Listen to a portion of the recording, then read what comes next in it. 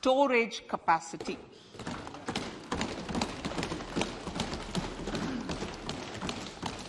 This will help farmers store their produce and realize remunerative prices through sale at appropriate times.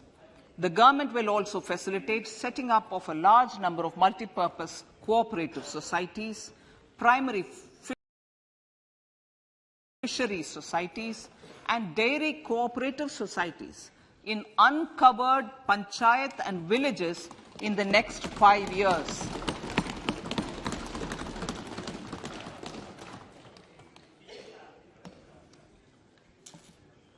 Health, education and skilling. 157 new nursing colleges will be established in co-location with the existing 157 medical colleges established since 2014. A mission to eliminate sickle cell anemia by 2047 will be launched. It will entail awareness creation, universal screening of 7 crore people in the age group of 0 to 40 years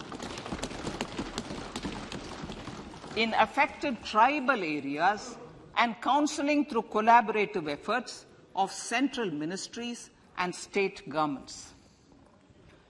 Facilities in select ICMR labs, Indian Council for Medical Research Labs, will be made available for research by public and private medical college faculty and private sector R&D teams for encouraging collaborative research and innovation. A new program to promote research and innovation in pharmaceuticals will be taken up through centers of excellence. We shall also encourage industry to invest in research and development in specific priority areas. Dedicated multidisciplinary courses for medical devices will be supported in existing institutions to ensure availability of skilled manpower for futuristic medical technologies, high-end manufacturing and research. Teachers' training. Teachers' training will be re-envisioned through innovative pedagogy, curriculum transaction, continuous professional development, dipstick surveys, and ICT implementation. The District Institute of Education and Training will be developed as vibrant institutes of excellence for this purpose.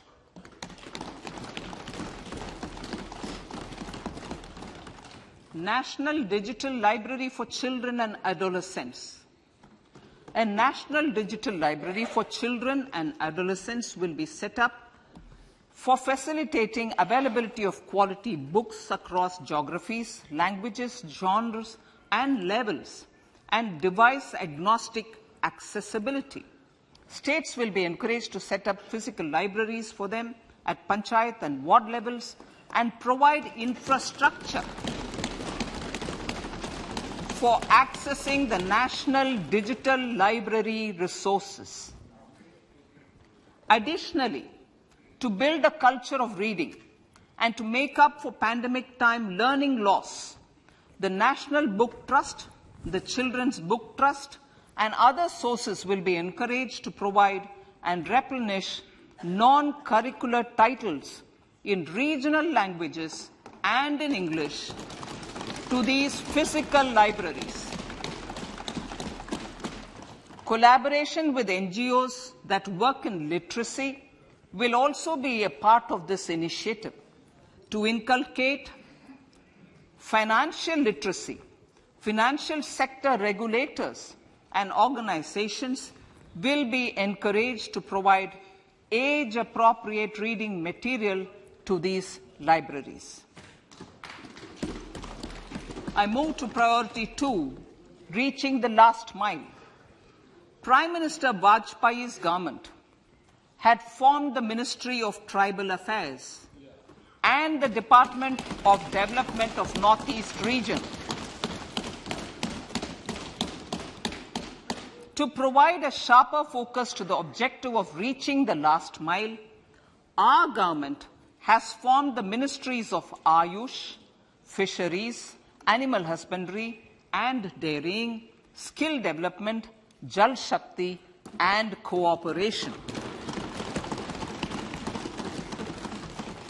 Building on the success of the Aspirational Districts program, the government has recently launched the Aspirational Blocks program, covering 500 blocks for saturation of essential government services across multiple domains such as health, nutrition, education, agriculture, water resources, financial inclusion, skill development and basic infrastructure.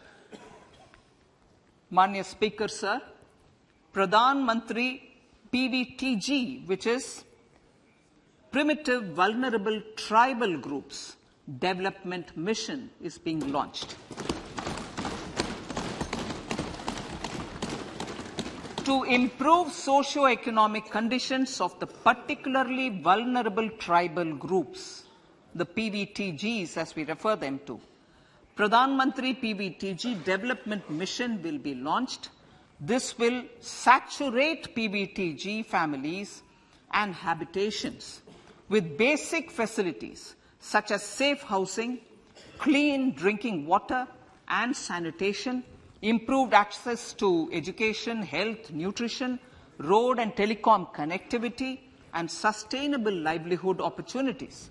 An amount of 15,000 crores will be made available to implement the mission in the next 3 years under the Development Action Plan for the Scheduled Tribes. Ekalavya Model Residential Schools. In the next 3 years, Center will recruit 38,800 teachers and support staff for the 740 Ekalavya Model Residential Schools, which is serving 3.5 lakh tribal students.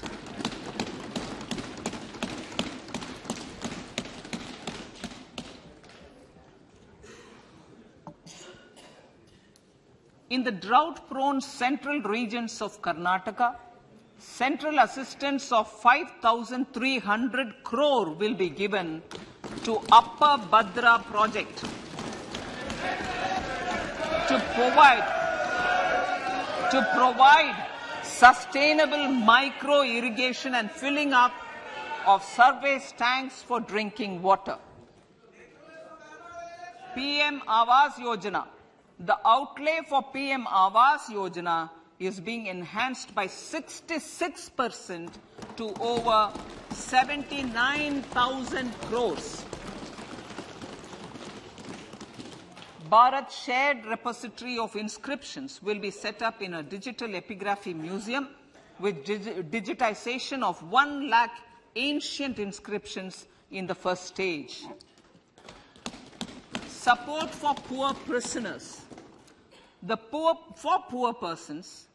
For poor persons who are in prisons and unable to afford the penalty or the bail amount, required financial support will be provided.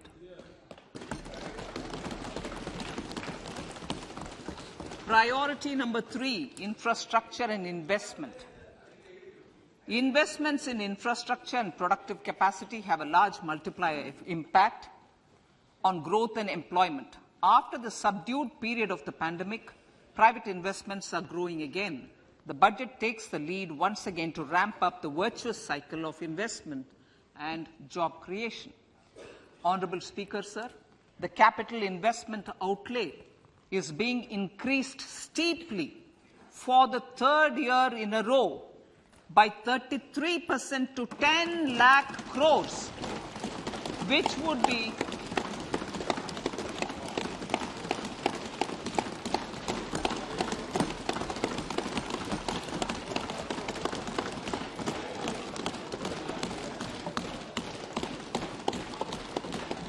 which would be 3.3% of GDP. This will almost be 3 times the outlay made in 2019-20.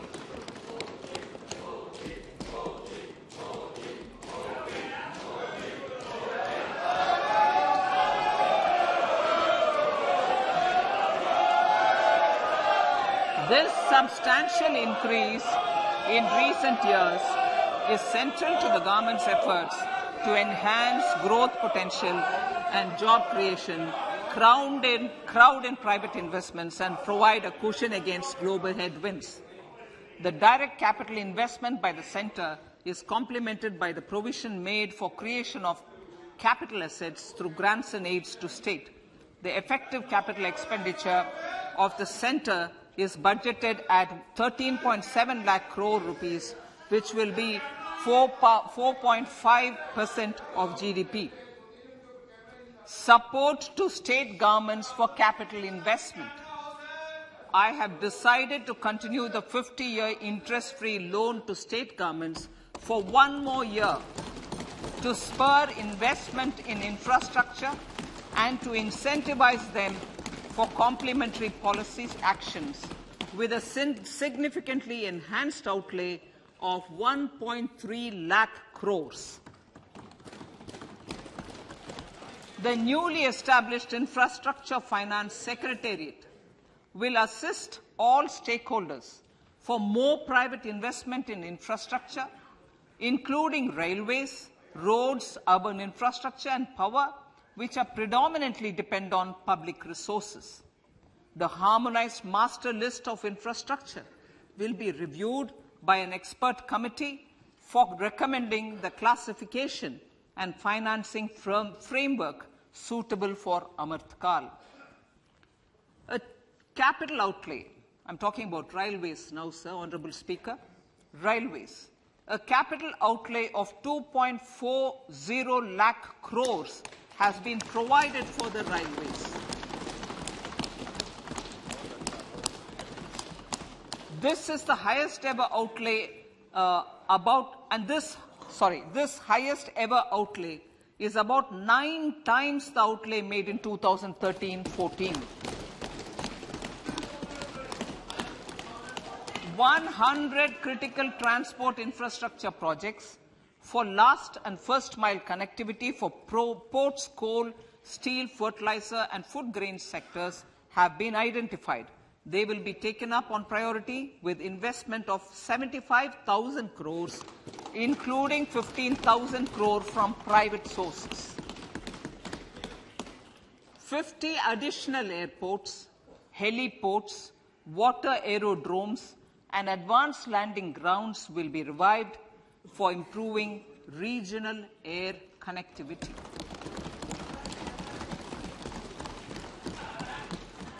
Sustainable cities for tomorrow.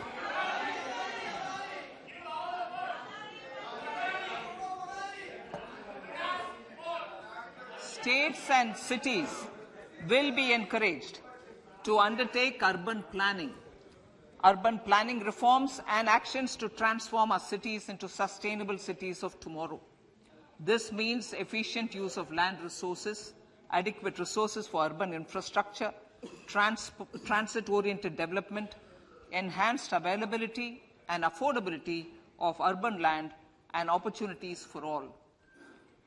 Through property tax governance reforms and ring-fencing user charges on urban infrastructure, cities will be incentivized to improve their creditworthiness for municipal bonds. Like the RIDF, an Urban Infrastructure Development Fund will be established through use of priority sector lending shortfall. This will be managed by the National Housing Bank and will be used by public agencies to create urban infrastructure in Tier 2 and Tier 3 cities. States will be encouraged to leverage resources from the grants of the 15th Finance Commission as well as existing schemes to adopt appropriate user charges while accessing the UIDF. We expect to make available to make available 10,000 crore rupees per annum for this purpose. All cities and towns will be enabled for 100% mechanical desludging of septic tanks and sewers to transition from manhole to machine hole mode.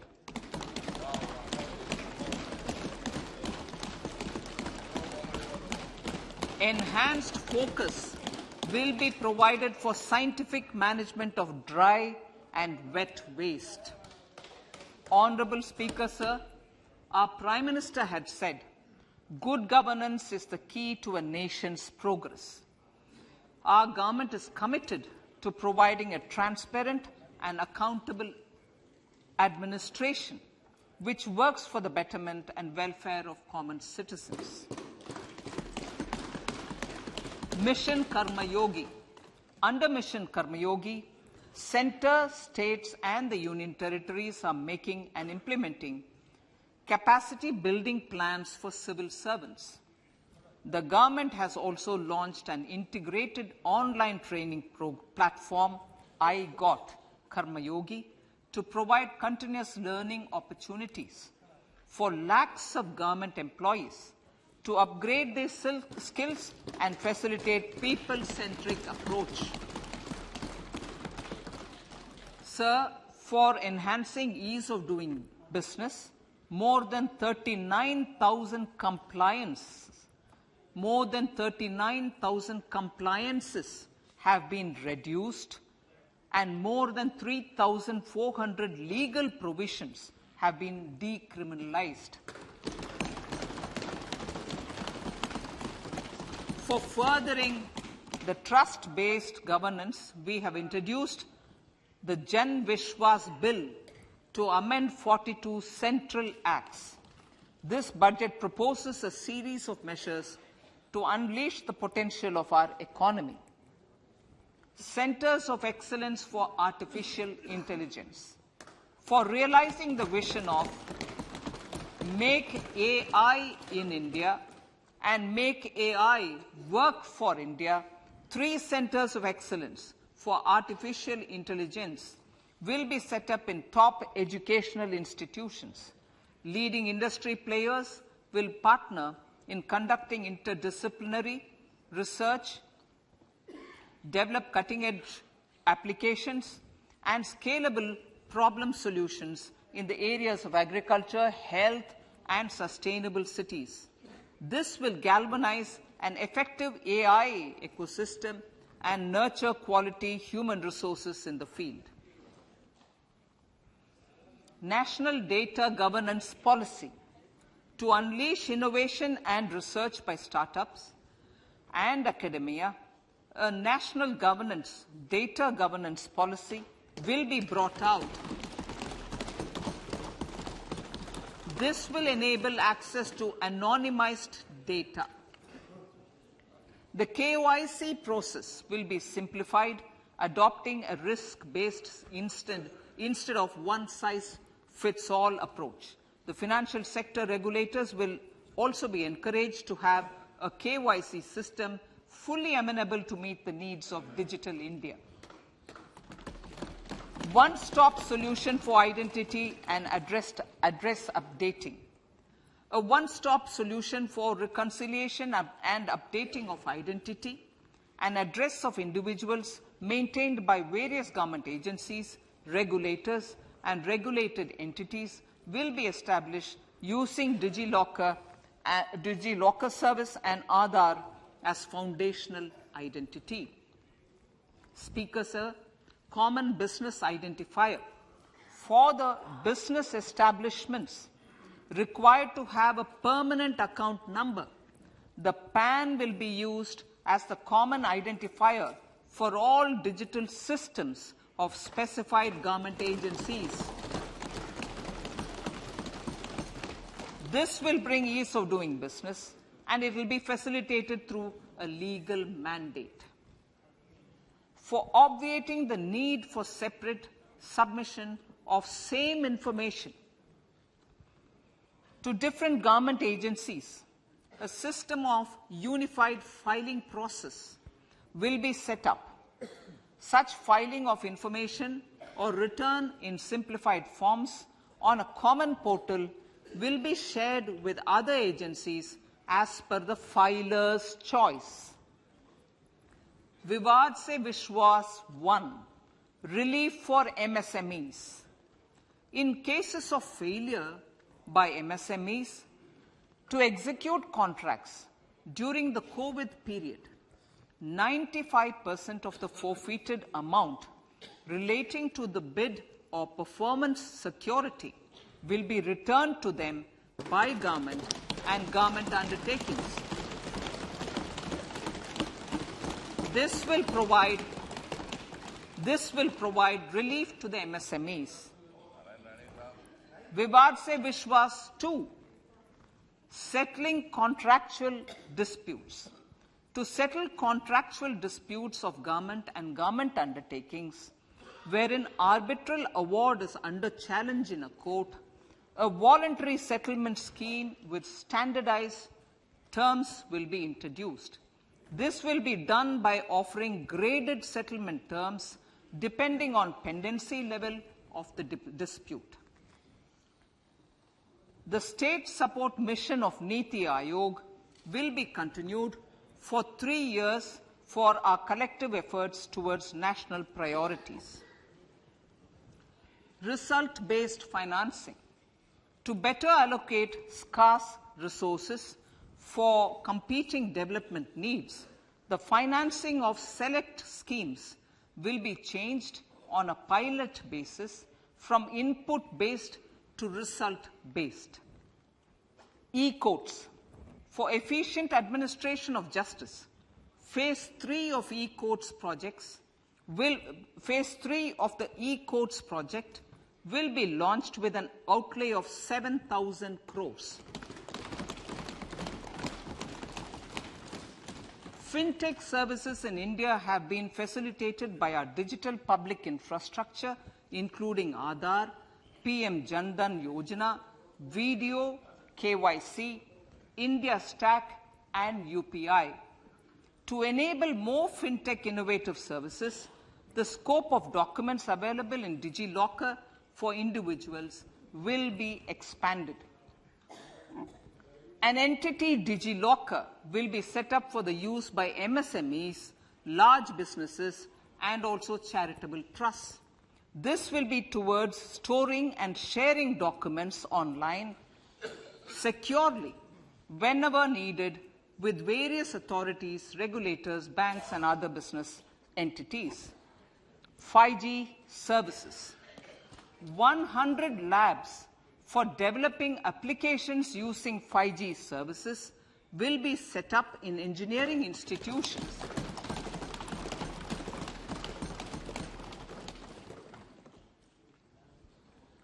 To realize a new range of opportunities, business models, and employment potential, the labs will cover, among others, applications such as smart classrooms, precision farming, intelligent transport systems, and healthcare applications. Lab-grown diamonds. Lab-grown diamonds is a technology and innovation-driven emerging sector with high employment potential. These environment-friendly diamonds, which have optically and chemically the same properties as natural diamonds. To encourage indigenous production of LGD, lab-grown diamond seeds and machines, and to reduce import dependency, a research and development grant will be provided to one of the IITs for 5 years. To reduce the cost of production, a proposal to review the custom duty on LGD seeds will be indicated in Part B of the speech. I come to the fifth priority, Honourable Speaker, sir, green growth. Honourable Prime Minister has given a vision for life or lifestyle for environment to spur a movement of environmentally conscious lifestyle. India is moving forward firmly for the Panchamrit, the net zero carbon emission by 2070 to usher in green industrial and economic transition. This budget builds on our focus on green growth. The recently launched National Green Hydrogen Mission, with an outlay of 19,700 crores, will facilitate transition of the economy to low carbon intensity, reduce dependence on fossil fuel imports, and make the country assume technology and market leadership in this sunrise sector. Our target is to reach an annual production of 5 MMT by 2030. Energy transition. This budget provides for 35,000 crores for priority capital investment towards energy transition and net zero objectives and energy security by Ministry of Petroleum and Natural Gas. To steer the economy on sustainable development path, battery energy storage systems with capacity of 4,000 MWH will be supported with viability gap funding. A detailed framework for pumped storage projects will also be formulated. Renewable energy evacuation. The interstate transmission system for evacuation and grid integration of 13 gigawatt renewable energy from Ladakh will be constructed with investment of 20,700 crore, including central support of 8,300 crores. Green Credit Program. For encouraging behavioral change, a green credit program will be notified under the Environment Protection Act. This will incentivize environmentally sustainable and responsive actions by companies, individuals, and local bodies, and help mobilize additional resources for such activities. PM Program for Restoration, Awareness, Nourishment, and Amelioration of Mother Earth, PM Pranam, will be launched to incentivize states and union territories to promote alternative fertilizers and balanced use of chemical fertilizers. Go Bardhan Scheme. 500 new waste-to-wealth plants under Go Bardhan, galvanizing organic bio-agro resources done. Go Bardhan scheme will be established for promoting circular economy. These will include 200 compressed biogas plants, including 75 plants in urban areas, and 300 community or cluster-based plants at a total investment of 10,000 crores. I will refer to this in Part B also. In due course, a 5% CBG mandate will be introduced for all organizations marketing natural and biogas. For collection of biomass and distribution of biomanure, appropriate fiscal support will also be provided. Bharatiya Prakritik Kheti Bio-Input Resource Centers. Over the next 3 years, we will facilitate 1 crore farmers to adopt natural farming. For this, Honorable Speaker, 10,000 bio-input resource centers will be set up, creating a national-level distributed micro-fertilizer and pesticide manufacturing network. Mishti.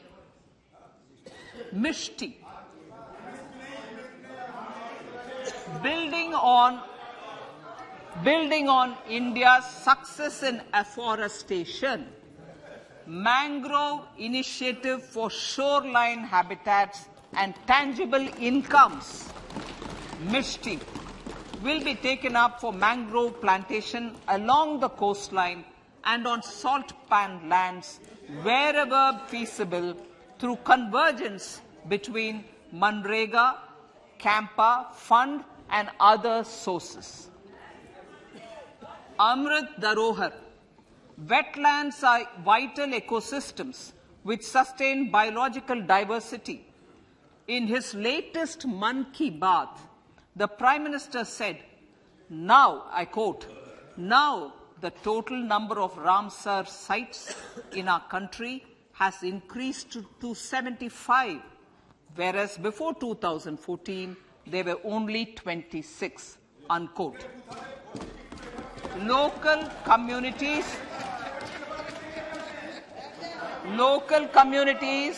have always been at the forefront of conservation efforts.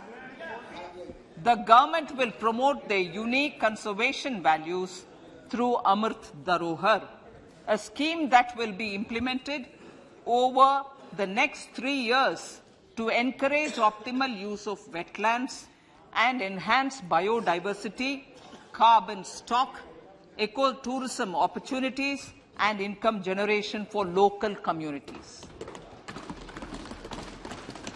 Coastal shipping. Coastal shipping will be promoted as the energy efficient and lower cost mode of transport, both for passengers and freight, through PPP mode with viability gap funding. Vehicle replacement. Vehicle replacement is an important continuing policy, replacing the old political,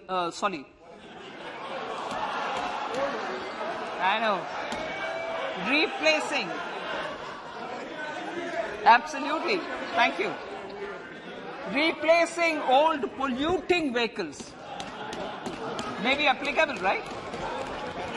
Replacing old polluting vehicles is an important part of greening our economy. In furtherance of the vehicle scrapping policy mentioned in Budget 21-22, I have allocated adequate funds to scrap old vehicles of the central government.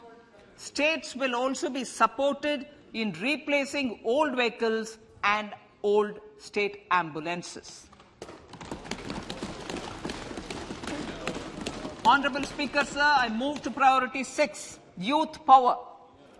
To empower our youth and help the Amrit PD realize their dreams, we have formulated the National Education Policy, which is very wide in its scope, but one of the things is also to focus on skilling, adopted economic policies that facilitate job creation at scale and have supported business opportunities. Pradhan Mantri Kaushal Vikas Yojana. Pradhan Mantri Kaushal Vikas Yojana 4.0 will be launched to skill lakhs of youth within the next 3 years. On-job training, industry partnership, and alignment of courses with needs of industry will be emphasized. The scheme will also cover new age courses for Industry 4.0 like coding, AI, robotics, mechatronics, IoT, 3D printing, drones, and other soft skills. To skill youth for international opportunities, 30 Skill India international centers will be set up across different states. The digital ecosystem for skilling will be further expanded with the launch of a unified Skill India digital platform for enabling demand-based formal skilling, linking with employers including MSMEs, and facilitating access to entrepreneurship schemes.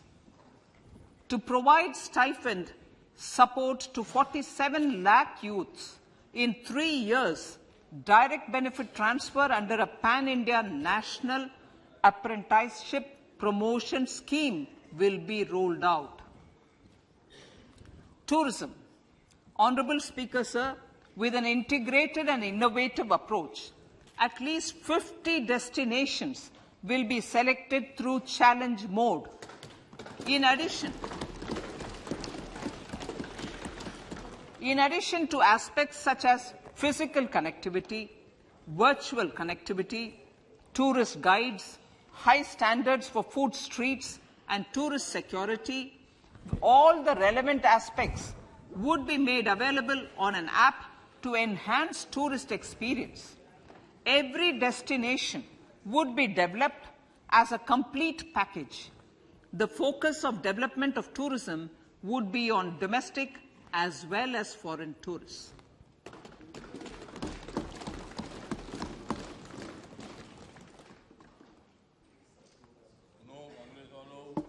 Sector-specific skilling and entrepreneurship development will be dovetailed to achieve the objectives of Dekho Apna Desh initiative. This was launched as an appeal by the Honorable Prime Minister to the middle class to prefer domestic tourism over international tourism. The integrated development of theme-based tourist circuits, the Swadesh Darshan scheme, was also launched. Under the Vibrant Villages program, tourism infrastructure and amenities will be facilitated in border villages. Unity Mall. States will be encouraged to set up a Unity Mall in their state capital or most prominent tourism center or the financial capital for promotion and sale of their one district, one product and GI products and other handicraft products, and for providing space for such products of all other states as well. Sir, priority number 7, financial sector. Our reforms in the financial sector and innovative use of technology have led to financial inclusion at scale, better and faster service delivery, ease of access to credit, and participation in financial markets. This budget proposes to further these measures. Credit guarantee for MSMEs. Last year, I proposed revamping of the credit guarantee scheme for the MSMEs. I am happy to announce that the revamped scheme will take effect from 1st April 2023 through infusion of 9,000 crores in the corpus. This will enable additional collateral-free guaranteed credit of 2 lakh crores of rupees. Further, the cost of credit will be reduced by about 1%. A national financial information registry will be set up to serve as the central repository of financial and ancillary information. This will facilitate efficient flow of credit, promote financial inclusion, and foster financial stability. A new legislative framework will govern this credit public infrastructure and will be designed in consultation with the RBI. To meet the needs of Amrit Kal and to facilitate optimum regulation in the financial sector, public consultation, as necessary and feasible, will be brought to the process of regulation making and issuing subsidiary directions. To simplify, to ease, and to reduce cost of compliance, financial sector regulators will be requested to carry out a comprehensive review of existing regulations. For this, they will consider suggestions from public and regulated entities. Time limits to decide the application under various regulations will also be laid down. Honourable Speaker, sir, to enhance business activities in GIFT IFSC, the following measures will be taken. Delegating powers under the SEZ Act to the IFSCA to avoid dual regulation. Setting up a single window IT system for registration and approval of IFSCA, SEZ authorities, GSTN, RBI, SEBI, and IRDAI. Permitting acquisition financing by IFSC banking units of foreign banks.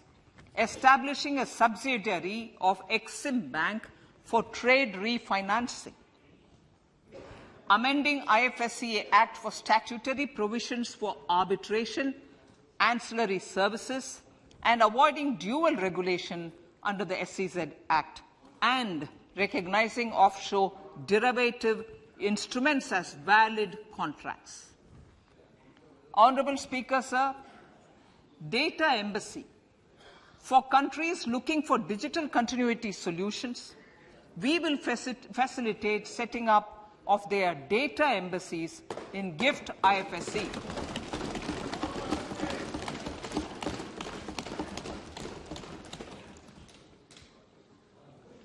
Improving governance and investor protection in banking sector. To improve bank governance and enhance investors' protection, certain amendments to the Banking Regulation Act, the Banking Companies Act, and the Reserve Bank of India Act are being proposed. Capacity building in securities market. Honorable Speaker, sir, to build capacity of functionaries and professionals in the securities market, SEBI will be empowered to develop, regulate, maintain, and enforce norms and standards for education in the National Institute of Securities Markets and to recognize award of degrees, diplomas, and certificates. A central processing center will be set up for faster response to companies through centralized handling of various forms filed with field officers under the Companies Act. Reclaiming of shares and dividends. For investors to reclaim unclaimed shares and unpaid dividends from the Investor Education and Protection Fund Authority with ease, from the Investor Education and Protection Fund Authority with ease, an integrated IT portal will be established. Digital payments continue to find wide acceptance. In 2022, they show an increase of 76% in transaction and 91% in value. Fiscal support for this digital public infrastructure will continue in 2023-2024. Azadi Ka Amrit Mahotsav, Mahila Samman Bachat Patra. For commemorating Azadi Ka Amrit Mahotsav, a one-time new small savings scheme, Mahila Samman Savings Patra or Savings Certificate, Mahila Samman Savings Certificate will be made available for a 2-year period up to March 2025. This will offer deposit facility up to 2 lakh in the name of a woman or girls for a tenure of 2 years at fixed interest rate of 7.5% with partial withdrawal option. Senior citizens. The maximum deposit limit for senior citizens savings scheme will be enhanced from 15 lakh to 30 lakhs of rupees. The maximum deposit limit for monthly income account scheme will be enhanced from 4.5 lakh to 9 lakh for single account and from 9 lakh to 15 lakh for joint account. Honorable Speaker, sir, fiscal management. 50 years interest-free loan to states. The entire 50-year loan to states has to be spent on capital expenditure within 2023-24. Most of this will be at the discretion of the states, but a part will be conditional on states increasing their actual capital expenditure. Parts of the outlay will also be linked to or allocated for the following purposes: scrapping old government vehicles, urban planning reforms and actions, financing reforms in urban local bodies to make them credit-worthy for municipal bonds, housing for police personnel above or as part of the police station, constructing unity malls, children and adolescent libraries and digital infrastructure, and state share of capital expenditure of central schemes. Honourable Speaker, sir, fiscal deficit of states. States will be allowed a fiscal deficit of 3.5% of GSDP, of which 0.5% will be tied to power sector reforms. Revised estimates 2022 to 2023. The revised estimate, Honourable Speaker, sir, of the total receipts other than borrowing is 24.3 lakh crores, of which the net tax receipts are 20.9 lakh crores. The revised estimate of the total expenditure is 41.9 lakh crores of rupees, of which the capital expenditure is about 7.3 lakh crores. The revised estimate of the fiscal deficit is 6.4% of GDP, adhering to the budget estimate. So, budget estimates of 2023-24. Coming to 2023-24, the total receipts other than borrowings and the total expenditure are estimated at 27.2 lakh crores and 45 lakh crores respectively. The net tax receipts are estimated at 23.3 lakh crores. The fiscal deficit is estimated to be 5.9% of the GDP. In my budget speech for 21-22, I had announced that we plan to continue the path of fiscal consolidation, reaching a fiscal deficit of below 4.5% by 2025-26, with a fairly steady decline over the period. We have adhered to this path, and I reiterate my intention to bring the fiscal deficit below 4.5% of GDP by 2025-26. To finance the fiscal deficit in 2023-24, the net market borrowings from dated securities are estimated at 11.8 lakh crores. The balance financing is expected to come from small savings and other sources. The gross market borrowings are estimated at 15.43 lakh crores of rupees. Honourable Speaker, sir, I now move to Part B.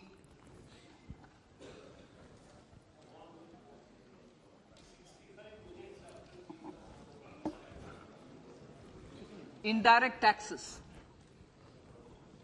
My indirect tax proposals will aim to promote exports, boost domestic manufacturing, enhance domestic value addition, encourage green energy and mobility. A simplified tax structure with fewer tax rates helps in reducing compliance burden and improving tax administration. I propose to reduce the number of basic customs duty rates on goods other than textiles and agriculture from 21 to 13. As a result, there are minor changes in the basic custom duties, cesses and surcharges on some items including toys, bicycle, automobiles and naphtha. Green mobility. To avoid cascading of taxes on blended compressed natural gas, I propose to exempt excise duty on GST paid compressed biogas contained in it. To further provide impetus to green mobility, customs duty exemptions is being extended to import of capital goods and machinery required for manufacture of lithium-ion cells for batteries used in electrical vehicles as well. Electronics. As a result of various initiatives of the government, including phased manufacturing program, mobile phone production in India has increased from 5.8 crore units valued at about 18,900 crore in 2014-15 to 31 crore units valued at 2,75,000 crore in the last financial year. To further deepen domestic value addition in manufacturing of mobile phones, I propose to provide relief to customs duty. I propose to provide relief in customs duty on import of certain parts and inputs like camera lens, and continue the concessional duty on lithium-ion cells for batteries for another year. Similarly, to promote value addition in manufacture of televisions, I propose to reduce the basic customs duty on parts of open cells of TV panels to 2.5%. Electrical, to rectify inversion of duty structure and encourage manufacturing of electric kitchen chimneys, the basic custom duty on electric kitchen chimney is being increased from 7.5% to 15%, and that on heat coils for these is proposed to be reduced from 20% to 15%. Chemicals and petrochemicals. Denatured ethyl alcohol is used in chemical industry. I propose to exempt basic customs duty on it. This will also support the ethanol blending program and facilitate an endeavor for energy transition. Basic customs duty is also being reduced on acid-grade fluorospar from 5% to 2.5% to make the domestic fluorochemicals industry competitive. Further, the basic customs duty on crude glycerin for use in manufacture of epichlorohydrin is proposed to be reduced from 7.5% to 2.5%.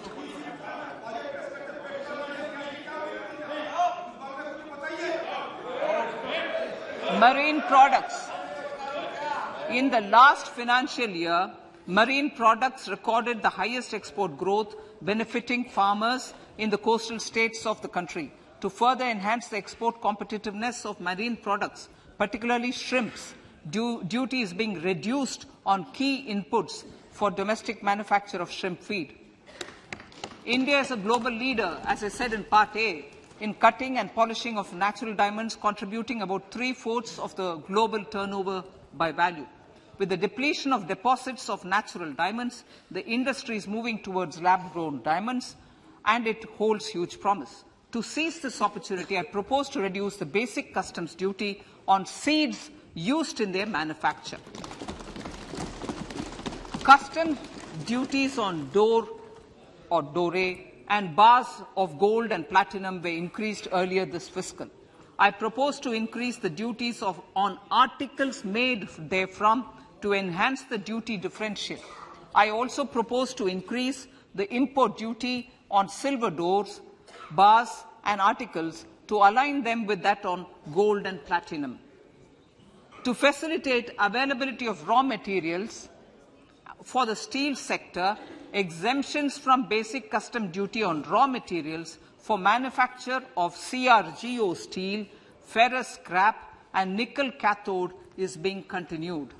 Similarly, the concessional BCD of 2.5% on copper scrap is also being continued to ensure the availability of raw materials for secondary copper producers who are mainly in the MSME sectors. Compounded rubber.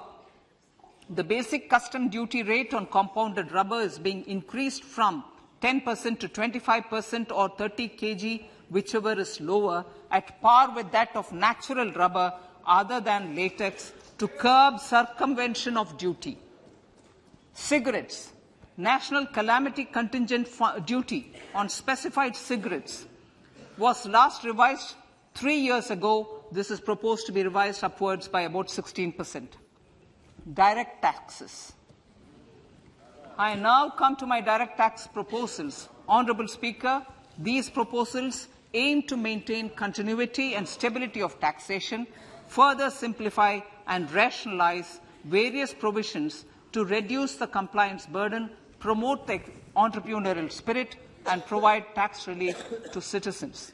It has been constant endeavour of the Income Tax Department to improve taxpayers' services by making compliance easy and smooth. Our taxpayers portal received a maximum of 72 lakh returns in a day. processed more than 6.5 crore returns this year. Average processing period reduced from 93 days in financial year 13-14 to 16 days only now. And 45% of the returns were processed within 24 hours. We intend to further improve this, roll out the next generation common IT return form for taxpayer convenience, and also plan to strengthen the grievance redressal mechanism. MSMEs and professionals. MSMEs are growth engines of our economy. Micro enterprises with turnover up to 2 crore of rupees and certain professionals with turnover of up to 50 lakh rupees can avail the benefit of presumptive taxation. I propose to provide enhanced limits of 3 crore and 75 lakh respectively to the taxpayers whose cash receipts are no more than 5%. Whose cash receipts are no more than 5%. Moreover, to support MSMEs in timely receipt of payments, I propose to allow deduction for expenditure incurred on payments made to them only when payment is actually made. Cooperation. Cooperation is a value to be cherished. In realizing our Prime Minister's goal for Sehkar Se Samriddhi and his resolve to connect the spirit of cooperation with the spirit of Amrit Kal, in addition to the measures proposed in Part A, I have a slew of proposals for the cooperation sector. First, new cooperatives that commence manufacturing activities till 2024, 31st March, shall get the benefit of a lower tax rate of 15%, as is presently available to new manufacturing companies.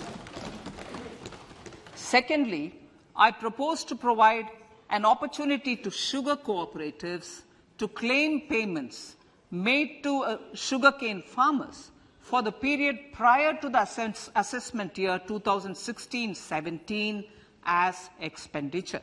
This is expected to provide them a relief of almost 10,000 crores. Thirdly, I am providing a higher limit of 2 lakh per member for cash deposits to loans in cash by primary agricultural cooperative societies and primary cooperative agriculture and rural development banks. I repeat that.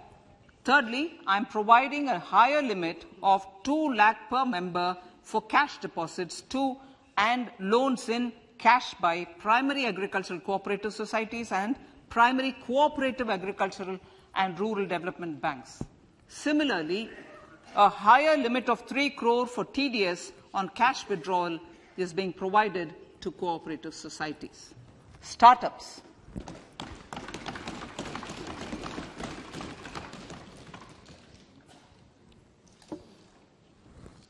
Entrepreneurship is vital for a country's economic development. We have taken a number of measures for startups and they have borne results.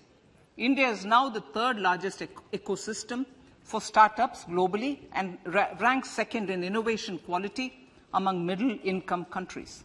I propose to extend the date of incorporation for income tax benefits to startups from 31/3/2023 to 31/3/2024. I further propose to provide the benefit of carry forward of losses on change of shareholding of startups from 7 years of incorporation to 10 years.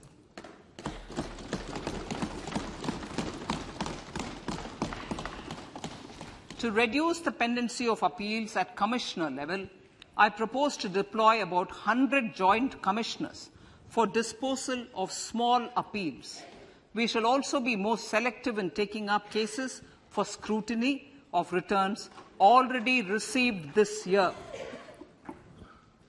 Better targeting of tax concessions. For better targeting of tax concessions and exemptions, I propose to cap deduction from capital gains on investment in residential house under Section 54 and Section 54F to 10 crores. Another proposal with similar intent is to limit income tax exemption from proceeds of insurance policies with very high value. Rationalization. Honourable Speaker, sir, there are a number of proposals relating to rationalization and simplification. Income of authorities, boards and commissions set up by statutes of union or state for the purpose of housing, development of cities, towns and villages, and regulating and developing an activity or matter is proposed to be exempted from income tax. Other major measures in this direction are removing the minimum threshold of 10,000 for TDS and clarifying taxability relating to online gaming, not treating conversion of gold into electronic gold receipts and vice versa as capital gains, reducing the TDS rate from 30% to 20% on taxable portion of EPF withdrawals in non-PAN cases, and taxation on income for market-linked debentures. Other major proposals in the Finance Bill relate to the following: extension of period of tax benefits to funds relocating to IFSC, GIFT City till 31/3/2025, decriminalization under Section 276A of the Income Tax Act, allowing carry forward of losses on strategic disinvestment, including that of IDBI Bank, and providing EEE status to Agnivir Fund. Personal income tax.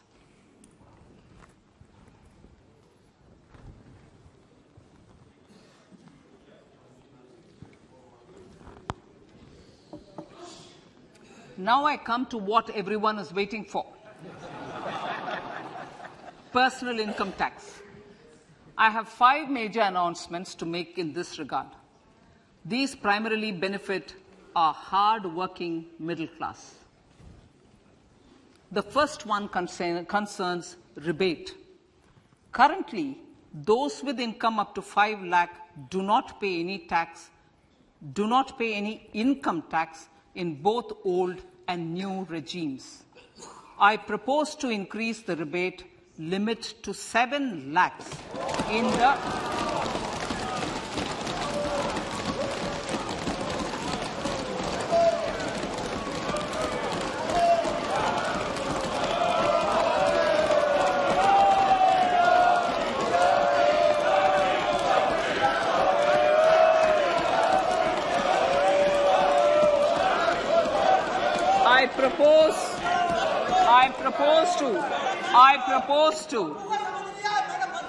I propose to increase the rebate limit to 7 lakh in the new tax regime.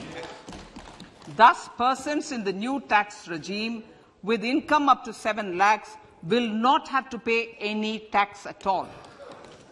The second proposal relates to middle-class individuals. I had introduced in the year 2020 the new personal income tax regime with 6 income slabs starting from 2.5 lakh. I propose to change the tax structure in this regime by reducing the number of slabs to 5 and increasing the tax exemption limit to 3 lakhs. The new tax rates are 0 to 3 lakh, nil. 3 to 6 lakhs, 5%. 6 to 9 lakhs, 10%. 9 to 12 lakh, 15%. 12 to 15 lakhs, 20%. And above 15 lakhs, 30%. This will provide major relief to all taxpayers in the new regime. An individual with an annual income of 9 lakhs will be required to pay only 45,000 rupees. This is only 5% of his or her income. It is a reduction of 25% on what he or she is required to pay now. That is 60,000. So in the place of 60,000, it is now only 45,000. Similarly, an individual with an income of 15 lakh rupees would be required to pay only 1.5 lakh or 10% of his income or her income, a reduction of 20% from the existing liability of 1,87,500 rupees. My third proposal is for the salaried class and the pensioners, including family pensioners, for whom I propose to extend the benefit of standard deduction to the new tax regime. Each salaried person with an income of 15.5 lakh rupees or more will thus stand to benefit by 52,500 rupees. My fourth announcement in personal income tax is regarding the highest tax rate, which in our country is 42.74%. This is among the highest in the world. I propose to reduce the highest surcharge rate from 37% to 25% in the new tax regime.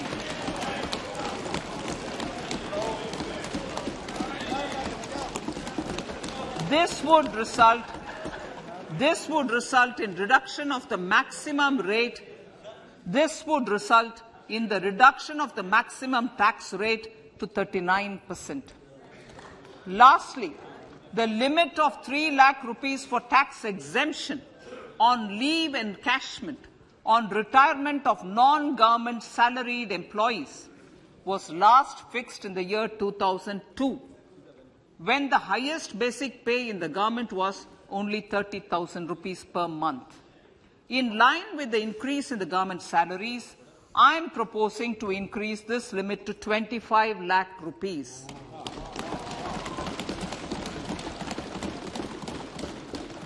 We are also making the new income tax regime as the default tax regime. However, citizens will continue to have the option to avail the benefit of the old tax regime. Apart from these, I am also making some other changes as given in the annexure. As a result of these proposals, revenue of about 38,000 crore to 37,000 crore in direct taxes and rupees 1,000 crore in indirect taxes will be foregone, while revenue of about 3,000 crore will be additionally mobilized. Thus, the total revenue foregone is about 35,000 crores annually. Honorable Speaker, sir, with these words, I commend the budget to this August House.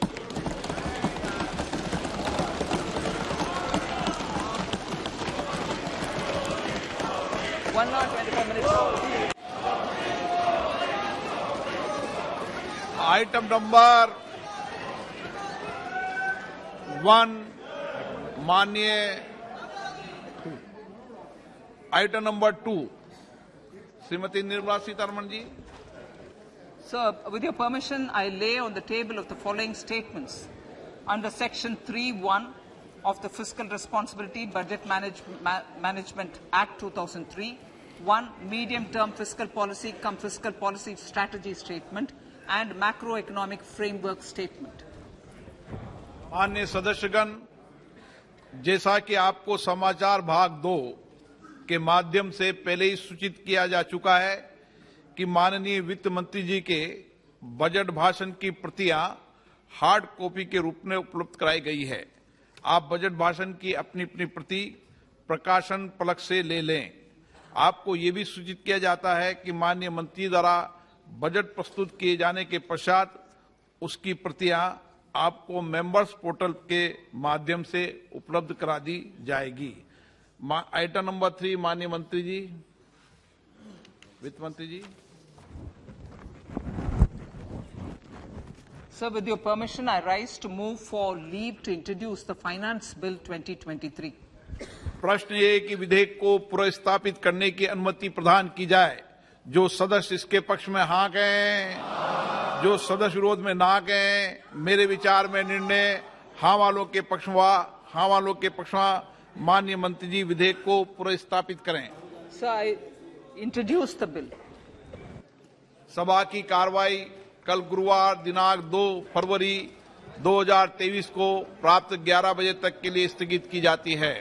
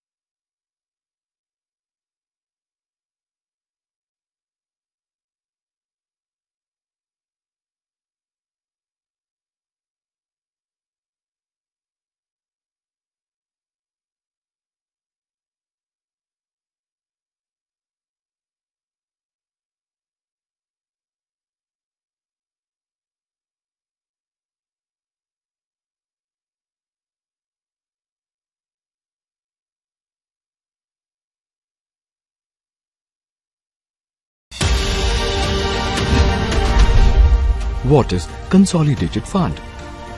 The Consolidated Fund is made up of all revenues and loans raised by the government. It also includes receipts from recoveries of loans granted by it. All government expenses are paid out of Consolidated Fund. No amount can be withdrawn without Parliament's approval.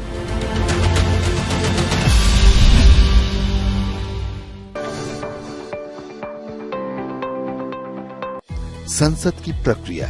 हमारी संसद की इस कड़ी में आज चर्चा उन प्रक्रियाओं की जिन्हें आप बार बार सुनते हैं। आज बड़ी ही आसान भाषा में हम आपको इस बारे में बताने जा रहे हैं। सबसे पहले स्थगन, एडजर्नमेंट। स्थगन एक निश्चित समय के सदन की कार्यवाही को निलंबित कर देता है, जो घंटे, दिन या सप्ताह का हो सकता है, लेकिन वो तय होता है। सदन की कार्यवाही को स्थगित करने की शक्ति सदन के पीठासीन अधिकारी के पास होती है। सदन की कार्यवाही आज दिनांक 12 बजे तक के लिए स्थगित की जाती है। अनिश्चित काल के लिए स्थगन, एडजर्नमेंट सिने दिया, मतलब अनिश्चित काल के लिए संसद की कार्यवाही को समाप्त करना। दूसरे शब्दों में, जब सदन कार्यवाही की दोबारा बैठक के लिए कोई दिन या समय सुनिश्चित न हो, उसे ही अनिश्चित काल के लिए स्थगन कहते हैं। सभा की कार्रवाई अनिश्चित काल के लिए स्थगित की जाती है।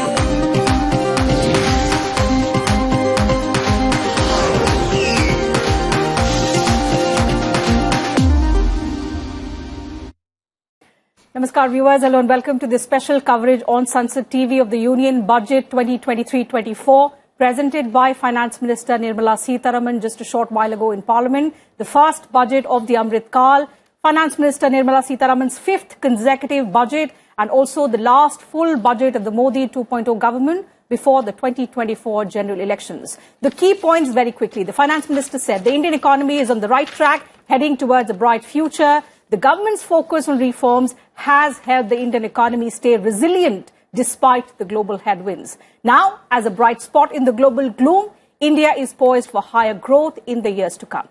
So, for this bright future, the Finance Minister laid the roadmap for future growth and she outlined 7